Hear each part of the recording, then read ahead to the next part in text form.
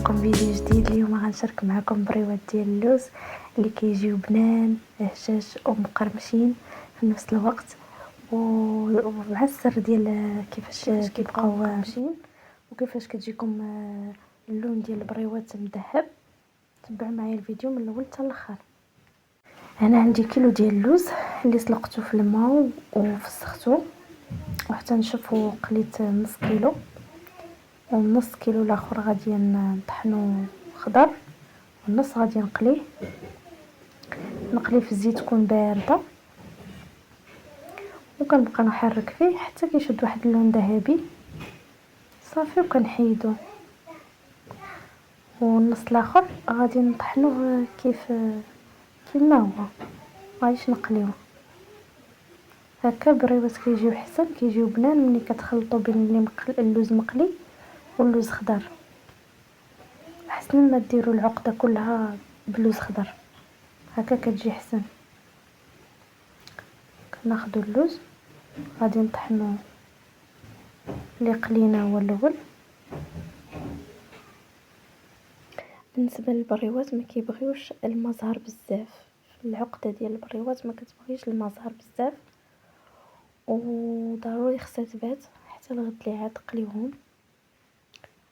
والعقده ما خصهاش تجي ناشفه بزاف حيت غيبقاو يتشتتوا في الطياب. ملي غادي تقلاو غادي غيتحلوا البريوات. الورقه ديال البسطيله ولا ديال الفيلو، ديال البسطيله خاصها تكون جديده ضروري، وتكون يعني كي تجيبيها تخدمي بها، ما تخليهاش تبات ولا تعطل، باش تساعدك في الخدمه وتجيك سهله. حتى الورقه ملي كتكون ما زويناش راه كيتحلوا في الطياب، كي كترميهم كتحل الورقه.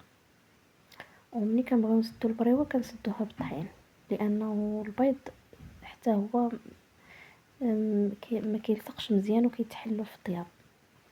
هذا هو المشكل اللي كيخلي البريوات يتحلوا في الطياب.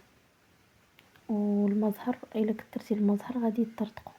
انا درت معلقه صغيره ديال القرفه، كاس ديال سكر كلاصي، وساشيه ديال الزهر، معلقه ديال الجلوكوز، ونص كاس ديال الزبده سبيسيال اللي كتذوب بها حتى كتولي نوازيط، ومعلقه كبيره ديال المربى ديال المشماش، وشويه ديال المسكر الحره. اللقطه ديال الزبده وديال المسكر الحره ما تصورتش ليا، وربعه المعالق ديال الماء زهر، 4 المعالق كبار.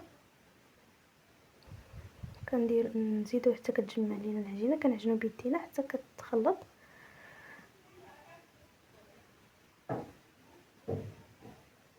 صافي العقده خصها تجي ما قاصحاش بزاف وما جارياش، يعني تجي كتحكمي فيها، كتحكمي في الكويرات ديالها، ما تجيش كتشتت لك في يديك حيت غادي تعذبك بزاف. العقده الا كانت كتشتت ناشفه وما تجيش يدنا بزاف جاريه، هي بحال هذا الشكل هذا.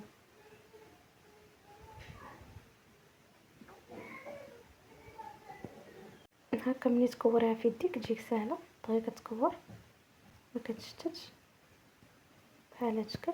ما غادي تفرقع في الطياب ما والو، اما تكثروش الماء زهر. كناخذ الورقه البسطيله كنقطع عليها الجوانب باش تجيني مقاده مربعه. بس خديت ليه 2 كيلو ونص ديال الورقه، كنقطعها بحال هذا الشكل. كندير 30 سنتيم في الطول، وكنعبر جوج سبعان وكنقطع الطول ديالها 30 سنتيم، كنعبر بجوج سبعان وكنقطع.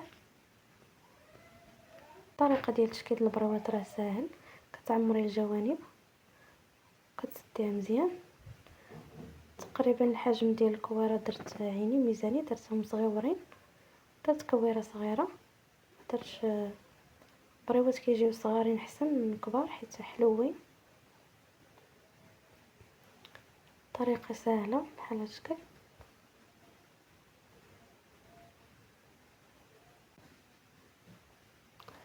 كندير مقله سخون، كندير الزيت يسخن حتى كتسخن مزيان، عاد كندير البريوات تقلى وكنقص العافيه. كتكون معافيه مهيله منين كنلوحهم في الزيت، كنقص العافيه هادشي كيطيبوا على خاطرهم، وكنخليهم يتعسلوا ليله كامله حتى الصباح. عاد كنسقطروهم وكيجيو على هذا الشكل. ضروري البريمون ما كنبيتوها حتى الغد ليه عاد كنقليوها. كتجي بحال هذا الشكل مقرمشه ولذيذه وتعليكه من الداخل ديال العقده، كتكون معلكه من الداخل هذا الشكل. الى وصلتوا لهنايا كنتمنى لكم